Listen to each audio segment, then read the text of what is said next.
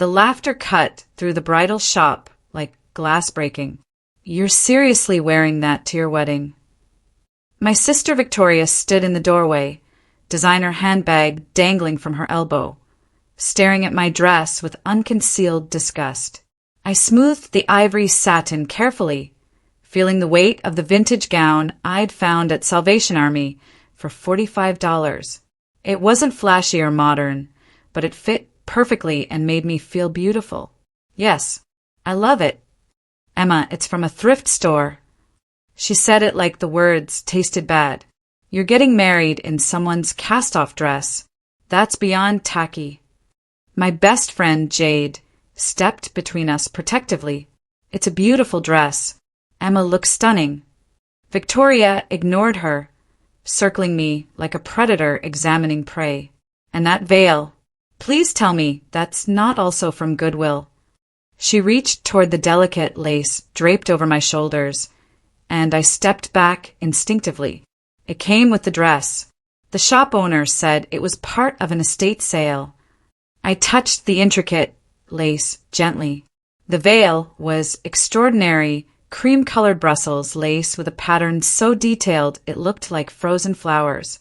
When I had tried on the dress, the shop owner had insisted I take the veil too, practically giving it away. Victoria laughed harder. An estate sale. So you're wearing a dead woman's wedding clothes. That's not creepy at all. My mother appeared behind Victoria, her expression pained. She'd been hoping I'd accept her offer to buy me a proper dress, something from the boutiques Victoria frequented. But my fiancé Liam and I were saving for a house, and spending thousands on a dress I'd where once felt wasteful. Emma, honey, are you sure? Mom asked carefully. Victoria has a point. This is your wedding day. Don't you want something new? I want something that feels right. This does.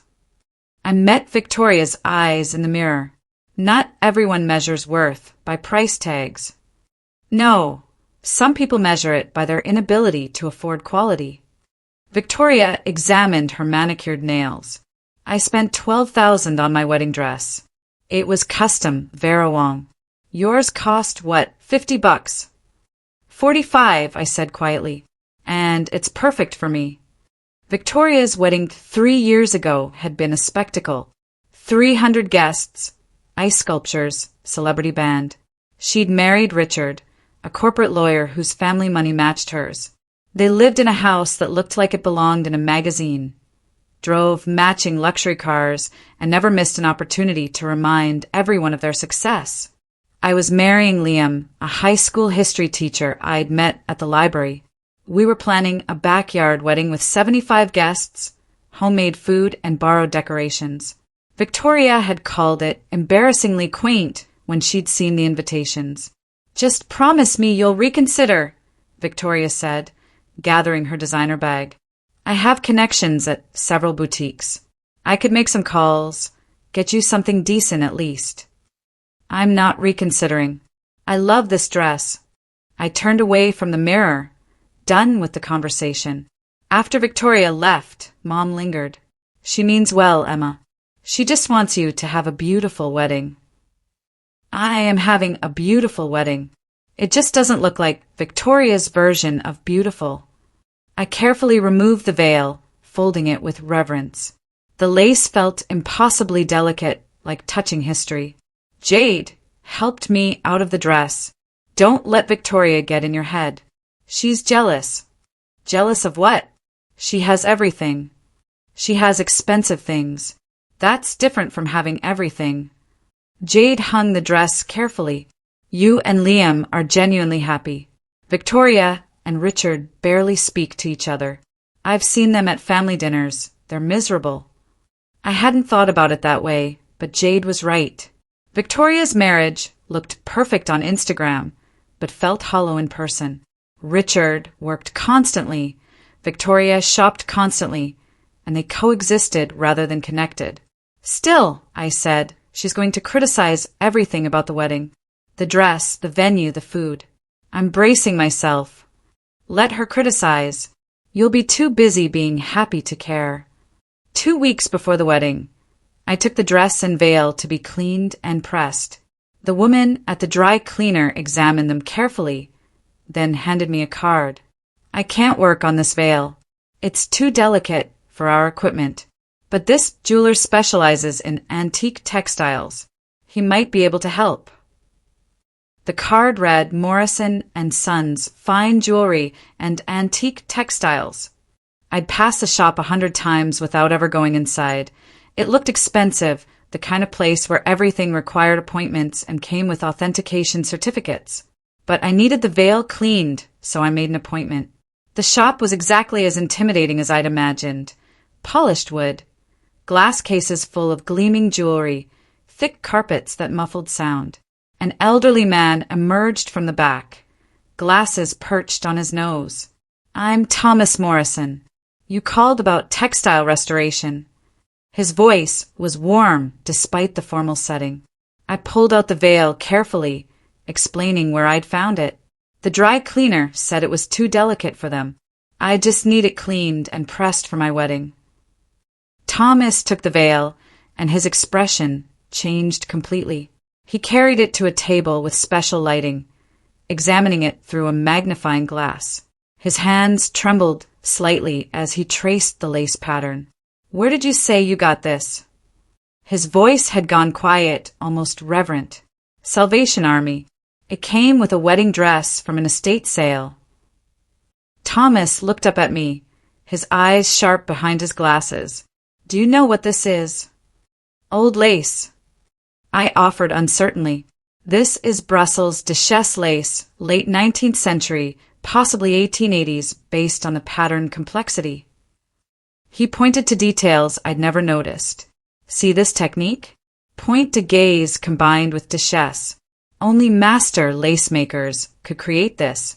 And this pattern," he traced a section carefully, "this is museum quality." My stomach flipped. "What does that mean?"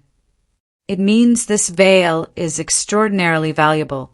Antique wedding veils in this condition are rare. The craftsmanship here is exceptional." He examined more sections. No tears, no significant discoloration. Original edging intact. "This is a collector's piece. How valuable." My voice came out as a whisper. Thomas returned to his examination, taking measurements, photographing sections, making notes. After 20 minutes, he looked at me seriously.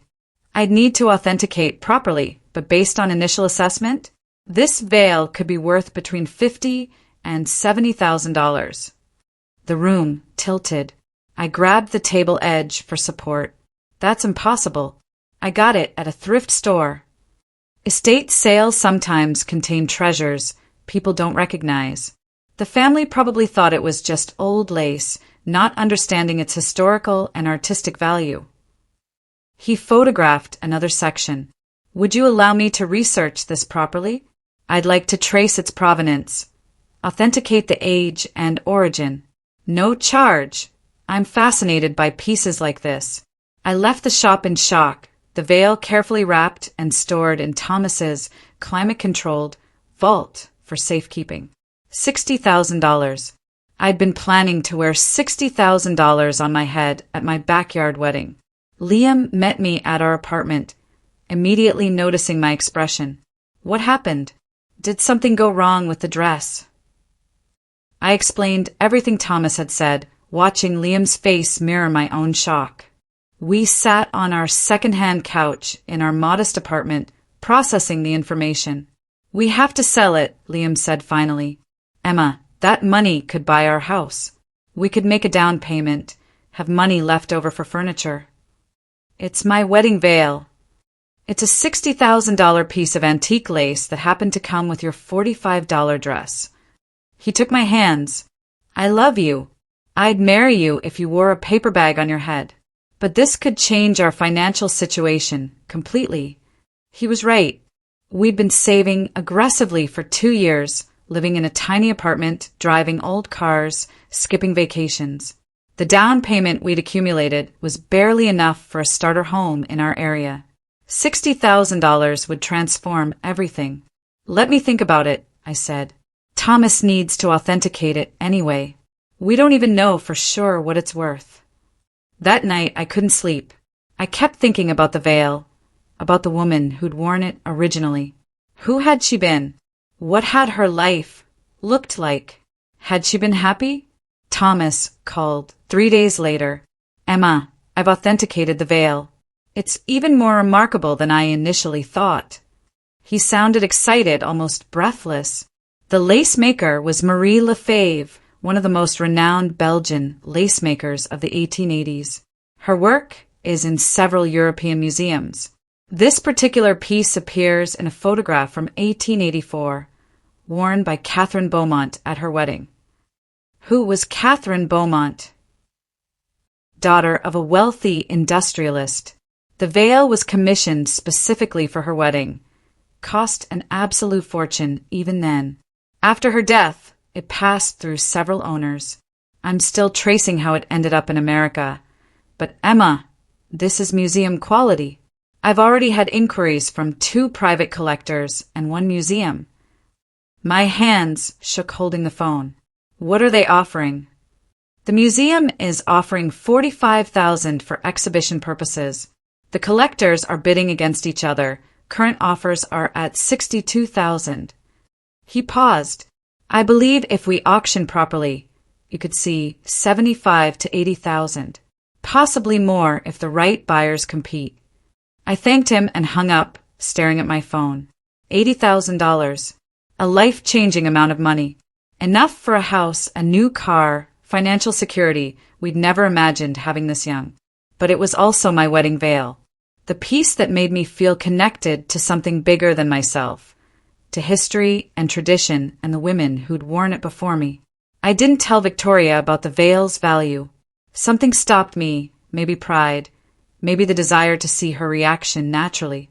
The wedding was a week away, and she'd continued making snide comments about my thrift store ensemble at every family gathering. At the rehearsal dinner, she cornered me near the dessert table. Last chance to upgrade that dress, Emma. I'm serious. I'll buy you something decent. Consider it a wedding gift. I'm good with what I have. She sighed dramatically. You're so stubborn. Fine, embarrass yourself. But when you look at your wedding photos in 10 years and cringe at that outdated dress and that dingy veil, remember, I try to help. I smiled sweetly. I'll remember exactly what you said. I promise. Something in my tone made her pause, suspicion crossing her face. But she shrugged it off, returning to her table where Richard sat scrolling through his phone, ignoring the entire event. Mom approached after Victoria left. Honey, I know Victoria's been harsh about the dress, but she just wants you to feel beautiful. I do feel beautiful, Mom. That's what she doesn't understand. Beauty isn't about price tags. I hugged her. You'll see tomorrow. Everything will be perfect. That night, Liam and I lay in bed discussing the veil one final time. I want to wear it, I said firmly. Just for the ceremony and photos. Then we'll sell it. We'll have both the memory and the money. My wedding day arrived with perfect weather. Jade helped me dress in our childhood bedroom at my parents' house, carefully arranging the veil over my hair. The lace cascaded down my back, the intricate pattern catching sunlight through the window. You look like a princess, Jade whispered. A real one, not the Disney kind. Victoria arrived with Mom, her expression already skeptical. When she saw me fully dressed, she actually laughed. Oh, Emma, you really went through with it. That dress is so dated, and that veil, she peered closer, it looks genuinely old. Like actually vintage, not vintage-inspired. It is vintage. 1880s. I kept my voice neutral. Of course it is. You're wearing actual antiques. She shook her head. Well, at least it's memorable. People will definitely talk about this. Yes, I agreed. They definitely will. The ceremony was scheduled for 4 o'clock in my parents' backyard. Liam's family had helped transform the space with string lights, borrowed chairs, and flowers from local gardens. It looked magical, nothing like Victoria's formal ballroom wedding, but perfect for us. As I walked down the makeshift aisle, I saw Liam's face light up. That was all that mattered, not Victoria's judgment, not the cost of my dress. Just the man I loved looking at me like I was his entire world. The ceremony was simple and beautiful. We wrote our own vows. Liam cried. My father cried. Even Jade cried, mascara running despite her waterproof claims. After the ceremony, we moved to the reception area for photos and dinner. Victoria found me near the cake table, glass of wine in hand. Well, you pulled it off. It actually looked sweet, in a rustic kind of way. Thanks, Victoria. That's almost a compliment. She laughed. I'm trying. Really. I know I've been hard on you about the dress and everything. I just wanted you to have the wedding of your dreams. I did. This was my dream. Small, intimate, meaningful. I adjusted the veil carefully. Not everyone wants a big production. True. She sipped her wine. Though I still think you could have splurged a little on the dress. But I guess when you're on a teacher's salary, you work with what you have. Before I could respond, Thomas Morrison appeared. I'd invited him to the reception after he'd been so helpful with the veil. He approached with another elderly gentleman in an expensive suit. Emma, congratulations. You look stunning. Thomas gestured to his companion. This is Philippe Rousseau, curator of textile arts at the Metropolitan Museum. I hope you don't mind. I mentioned your veil to him. Victoria perked up at the word Metropolitan Museum, sensing something interesting. Philippe's eyes were locked on my veil. May I? He asked, gesturing. At my nod, he examined the lace closely, pulling out a small magnifying glass. His expression grew more animated with each passing second. This is the Lefebvre piece, Philippe said, almost to himself. I've only seen photographs. The detail is even more extraordinary in person. He looked at me with barely contained excitement. Where did you acquire this? Salvation Army, I said simply. It came with the dress. $45 for both. Victoria choked on her wine. What? Philippe continued examining the veil, photographing sections with his phone. Remarkable. The condition is pristine. Museum quality doesn't begin to describe this. He straightened, addressing me formally. Ms. Emma, on behalf of the Metropolitan Museum, I'd like to discuss acquiring this piece for our collection. How much are we talking about? Victoria found her voice, suddenly very interested. Thomas answered. Current authentication places the value between $60,000 and $80,000. However, with museum interest and provenance fully traced, we're likely looking at higher figures. The color drained from Victoria's face. She stared at the veil, then at me, then back at the veil. $60,000? For that old lace. $80,000, possibly more, Philippe corrected. This is Marie Lefebvre's work, commissioned in 1884 for Catherine Beaumont. Only 3 of her wedding veils still exist. This is the finest preserved example. Other guests had started gathering, sensing drama. My mother appeared, confused. Liam joined me, his arm around my waist. Victoria looked like she might faint. You've been wearing an $80,000 veil, Victoria said slowly, and you let me mock your thrift store wedding for weeks. You mocked it without knowing anything about it, I corrected gently. You assumed cheap meant worthless. You were wrong. Philippe was still examining details. The Point de Gaze work here is exceptional, and this Duchesse technique, he indicated a section, only a master could achieve this. The pattern tells a story, see? Flowers representing growth. These intertwined sections symbolizing marriage. Every element was intentional. Thomas added, I've been researching provenance. This veil was commissioned for £75 in 1884, equivalent to roughly $15,000 today, just for the creation. It's been through 4 documented owners, lost track of in the 1960s, and now resurfaces here. Victoria found a chair, sitting heavily. I told you to buy a real dress. I offered to take you shopping. I called your wedding embarrassingly quaint. You did, I agreed. Multiple times. Mom was staring at the veil, like seeing it for the first time. Emma, you knew about this? How long have you known? Thomas authenticated it a week ago. I was deciding whether to wear it or sell it immediately. I touched the lace carefully. I chose to wear it today, to feel connected to its history. We're selling it afterward to buy a house. Philippe straightened. The museum would be very interested. I can offer $75,000 immediately, with proper paperwork and authentication. Thomas interjected smoothly. I've actually arranged a private auction for next week. 3 museums and 5 private collectors have registered interest. Based on preliminary bids, we're looking at a minimum of $85,000. Victoria made a strangled sound. You're going to make $85,000 from your thrift store wedding outfit. Potentially, yes.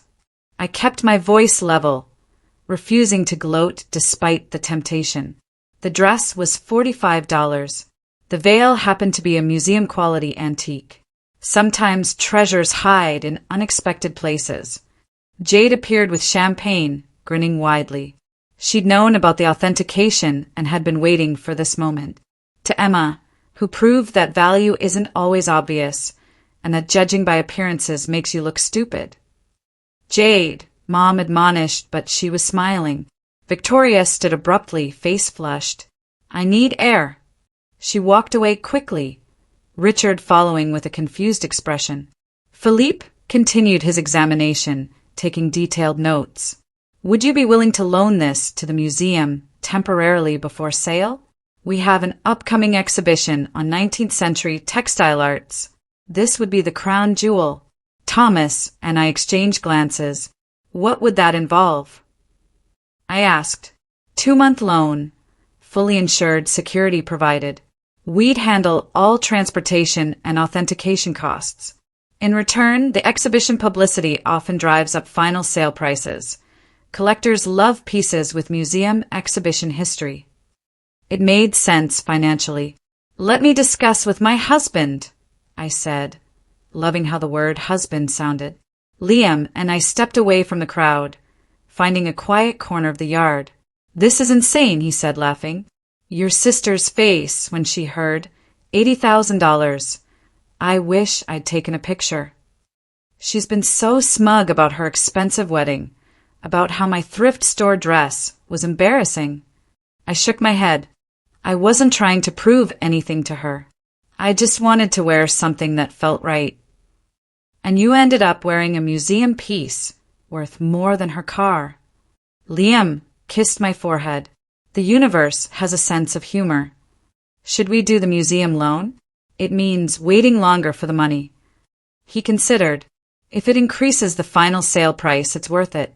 We're not desperate. We can wait 2 months.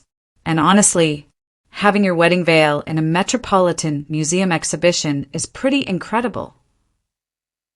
We returned to find Philippe still examining the veil, now with a colleague who'd apparently rushed over after his phone call. Victoria had returned too, standing at a distance, watching with an expression I'd never seen before, something between embarrassment and grudging respect. I approached Philippe. We'll do the museum loan. 2 months, then private auction as Thomas arranged. Philippe's face lit up. Excellent. I'll have our legal team draw up loan agreements. This is a significant addition to our collection, even temporarily. He gestured to his colleague. This is Dr. Sarah Chin, our senior textile conservator. She'll handle all preservation and display arrangements. Dr. Chun examined the veil with professional appreciation. The condition is remarkable. How was this stored? In a thrift store back room, probably in a box. I shrugged. I have no idea how it survived in such good shape. Providence, Dr. Chun said seriously. Some pieces are meant to endure. This lace has survived over 140 years, multiple owners, and ending up in a donation pile. Yet here it is, intact and extraordinary. The rest of the reception passed in a blur. Guests kept approaching to see the famous veil. Victoria avoided me entirely, staying near the bar with Richard. Mom couldn't stop touching the lace gently, marveling that she'd almost convinced me to buy a different dress. "I'm so glad you trusted your instincts," she said. "I would have pushed you toward something more expensive, and you would have missed this entirely." Dad pulled me aside before cake cutting. "Your sister's having a hard time with this. She's built her identity around having the best, most expensive everything. You just accidentally outdid her entire wedding with a $45 purchase. I didn't do it to compete with her, Dad." "I know. That's what makes it worse for her. You weren't even trying." He hugged me. "I'm proud of you, Emma. Not because of the veil's value, but because you stayed true to yourself despite pressure to conform." The evening ended with dancing under string lights, Liam and me swaying to borrowed speakers playing our favorite songs. The veil caught the light with each movement, the antique lace seeming almost luminous. The next morning, still riding the joy of being newlyweds, Liam and I met with Thomas and Philippe to arrange the museum loan. The paperwork was extensive: insurance valuations, security protocols, transportation arrangements. The veil would be displayed in a climate-controlled case with 24-hour security and monitoring. "The exhibition opens in 3 weeks, Philippe explained. "We'll feature your veil as the centerpiece with historical context about Marie Lefebvre and Catherine Beaumont. If you're willing, we'd love to include your story too. How you found it, why you chose it for your wedding." "Victoria would hate that," I said, then immediately felt guilty. Liam squeezed my hand. "Your story is worth telling regardless of Victoria's feelings. It's a remarkable piece of luck and history." We agreed to let the museum include our story. Philippe left with the veil carefully packed in specialized containers, leaving me with signed loan agreements and insurance documents valuing the piece at $90,000 for security purposes. Thomas remained behind. "Emma, I need to tell you something. When you brought this in, I almost didn't believe my eyes. I've been in this business for 45 years. I've seen maybe 3 pieces of this caliber. The fact that you found it at Salvation Army, that you recognized its quality enough to choose it despite its age, that's extraordinary. I just thought it was beautiful." "That's the point. You saw the beauty without knowing the value. That's a rare quality." He handed me his card. "After the auction, after you've bought your house, if you ever find anything else you're curious about, bring it to me. You have good instincts for treasure." The news about the veil spread quickly. Local papers picked up the story. Bride's thrift store find turns out to be museum-quality antique. Then regional papers. Then national news outlets. By the end of the week, I was fielding interview requests from wedding magazines, antique publications, and morning shows. Victoria called, finally, 3 days after the wedding. "Emma, I need to apologize." I waited silently. "I was horrible to you about the dress and the wedding. I judged everything without knowing the full story. And even if that veil had been worthless, I still should have been supportive." She sighed heavily. "I've been thinking about why I was so critical. I think I'm unhappy with my own life, and I took it out on you." The admission surprised me. "What do you mean?" "My wedding cost $150,000. Everything was perfect on the surface. But Emma, I don't think Richard and I have had a genuine conversation in months. We coexist. We perform our marriage for social media and family events, but there's nothing real underneath." Her voice cracked. "You spent almost nothing and got something authentic. I spent a fortune and got a beautiful prison." I didn't know what to say. "Victoria, I'm not asking for sympathy. I'm explaining why I was such a bitch about your wedding. Seeing you happy with your simple plans made me realize how empty my expensive life is." She paused. "The veil thing is just irony on top of irony. You accidentally found something valuable while I'm discovering that everything I paid for is worthless." We talked for an hour, the longest honest conversation we'd had in years. Victoria admitted that Richard worked 80-hour weeks to maintain their lifestyle. that she shopped compulsively to fill emptiness, that their social media perfection masked deep unhappiness. Do you love him? I asked gently. I don't know anymore. I'm not sure I ever did. Or if I just loved the idea of him, successful, ambitious, from the right family. She laughed bitterly. You married for love. I'm married for status.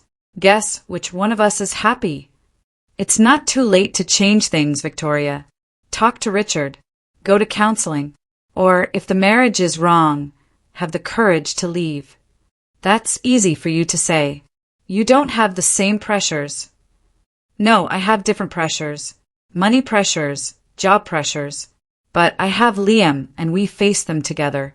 That's worth more than your perfect house and luxury cars. She was quiet for a long moment. The Vale auction is next week, right? Yes. Thomas expects final bids around 90,000, possibly higher. That's more than Richard and I spent on our honeymoon. She laughed. You're going to make more from your thrift store Vale than most people make in 2 years. We're using it for a house down payment. Real life stuff, not fancy vacations.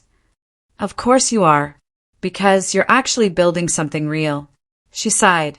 I'm happy for you, Emma. Genuinely. I'm sorry I couldn't say that before. The museum exhibition opened to significant buzz.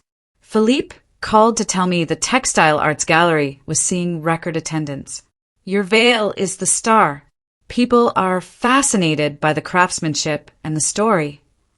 Liam and I attended the exhibition opening, dressed nicely but simply. The gallery was stunning. The Vale displayed in a glass case with perfect lighting, information panels explaining its history, and our accidental discovery. A woman approached us, maybe 60, eyes red from crying. Are you Emma? The bride who found this? I nodded. Thank you, she said, touching the glass case gently. My grandmother was a lace maker in Belgium. She died when I was young, but I remember watching her work, the patience, the artistry. Seeing this piece, knowing people still value that craft, means everything. We talked for 20 minutes about her grandmother, about textile arts, about the dying tradition of handmade lace. She wasn't alone. Multiple visitors shared stories about family connections to lace making, about grandmothers and great-grandmothers who'd created similar pieces. The Vale had become more than a valuable antique. It represented a lost art, a connection to history, a testament to craftsmanship that predated mass production. Philippe found us afterward. The publicity has been extraordinary. I've received inquiries from collectors worldwide. Thomas says the auction next week will likely exceed expectations significantly. How significantly? Liam asked. He's predicting final bids around $110,000. I felt faint. $110,000. For lace I'd found in a thrift store, the number was incomprehensible. The auction was scheduled for the following Tuesday, private bidding among pre-registered collectors and institutions. Thomas had explained the process. Sealed bids, minimum starting price of $85,000. Highest bidder wins. Victoria called the night before. Emma, I want to come to the auction. Is that okay? Of course. It's at Thomas's gallery at 2:00.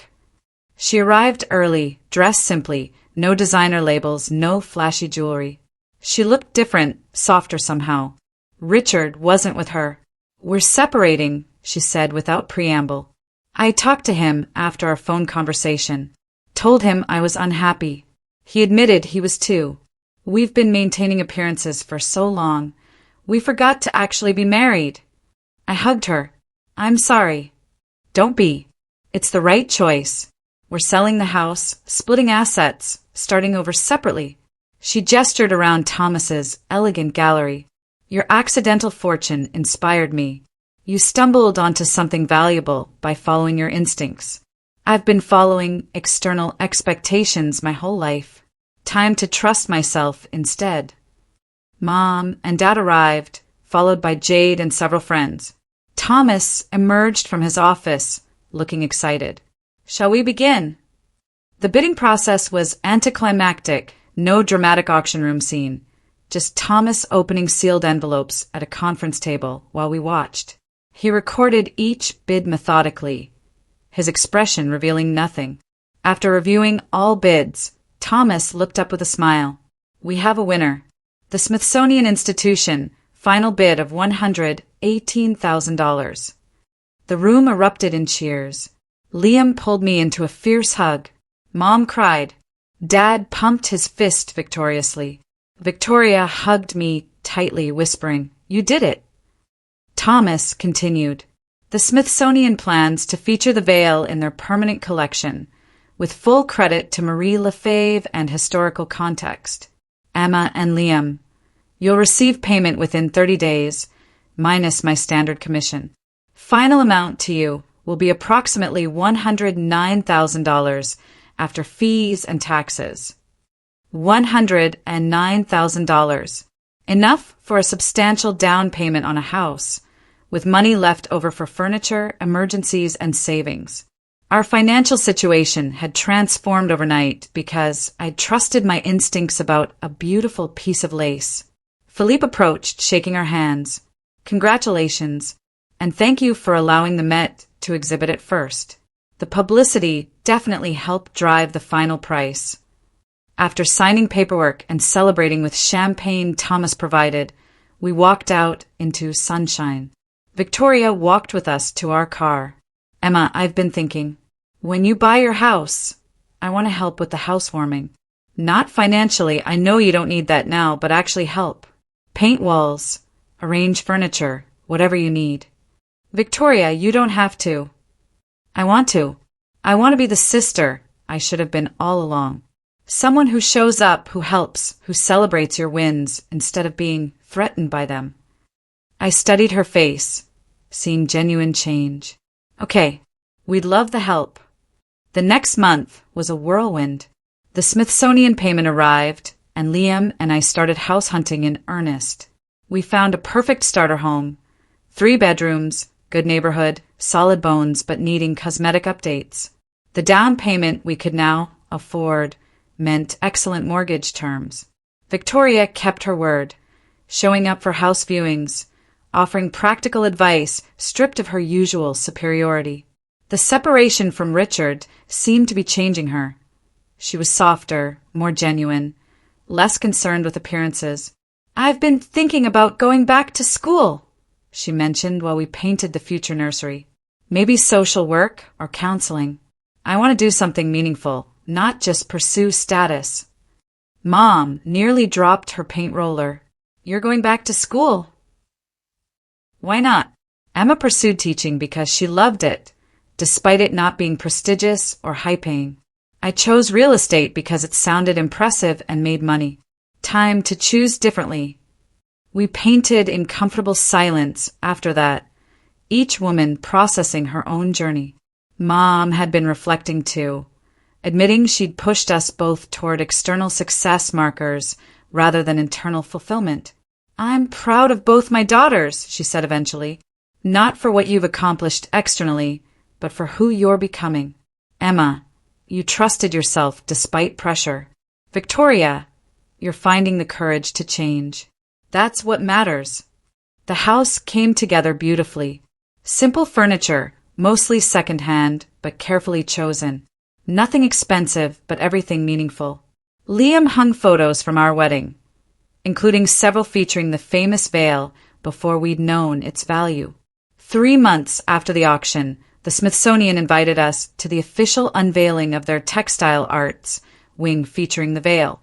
We flew to Washington, bringing Mom, Dad, and Victoria, our way of healing family wounds through shared experience. The exhibition was magnificent. The veil displayed prominently with extensive historical information about Marie Lefebvre, Catherine Beaumont, and the tradition of Brussels lace. But they'd also included our story, the thrift store discovery, the wedding, the authentication. Photos from our wedding day showed me wearing the veil, juxtaposed with Catherine Beaumont wearing it in 1884. A museum official approached. The public response has been incredible. Your story resonates, The idea that treasures can be found in unexpected places. That value isn't always obvious. It's become one of our most popular exhibits. Victoria stood before the display for a long time, reading every panel. When she finally turned away, her eyes were wet. I almost convinced you to return this. I almost made you buy an expensive dress you didn't want, and you would have missed everything. The veil, the discovery, the money, this moment. But you didn't convince me. I trusted myself. That's what I'm learning from you. To trust my instincts instead of external validation. She gestured at the exhibit.